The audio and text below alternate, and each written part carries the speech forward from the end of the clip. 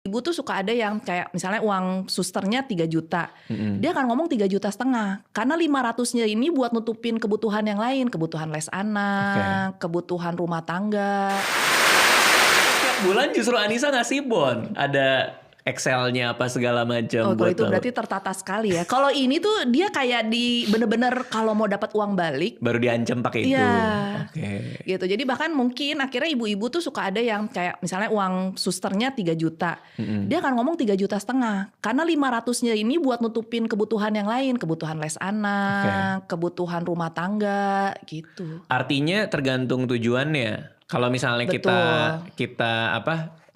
Misalnya kan aku tiap bulan kan ada pelaporan tuh, kayak misalnya buat budgeting kita, buat apa segala macam. Itu kan biasanya kita capture tuh uang segala macam. Itu memang untuk penentuan dana pensiun. Ya, Kecuali kalau misalnya ternyata tujuannya dia adalah controlling. untuk kontrol, Ya. kalau nggak ada ini nggak gua kasih, padahal memang nggak mau ngasih. Emang gak mau ngasih, emang kopet pedit aja, emang kikir.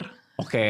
Jadi nanti dia bilang gak mau ngasih, tapi nanti tiba-tiba dia beli aset tapi nama orang lain. Jadi istrinya disuruh ngirit sengirit-ngiritnya, tapi uangnya kalau terkait dengan dia ya bebas.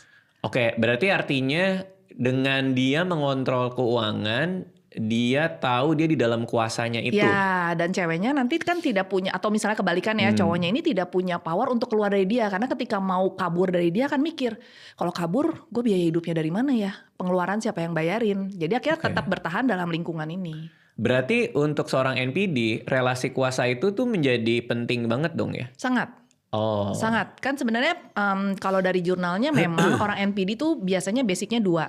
Satu, dari kecil dia mendapatkan neglected yang sangat luar biasa, pengabaian, penghinaan yang sangat luar biasa. Atau yang kedua adalah selalu dipuji, menjadi anak emas dari kecil. Oke.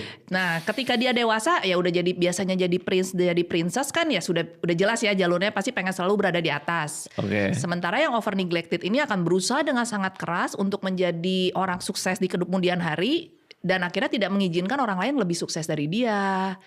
Membuat orang lain punya celah untuk menjatuhkan dia gitu. Jadi makanya kenapa pola-polanya itu ya sebenarnya buat proteksi harga diri dia. Oke. Itu juga kah kenapa banyak orang-orang NPD ada di posisi yang penting? Betul. Oh iya? Betul. Sebenarnya pada beberapa assessment kita bisa melihat bahwa memang narsisisme tuh diperlukan. Karena kan dia perlu merasa percaya diri, perlu merasa layak untuk mendapatkan posisi ini. Nah, sejauh dia bisa kontrol, tidak memanipulasi orang, tidak berintensi jahat, ya sebenarnya masih oke sih gitu. Oke.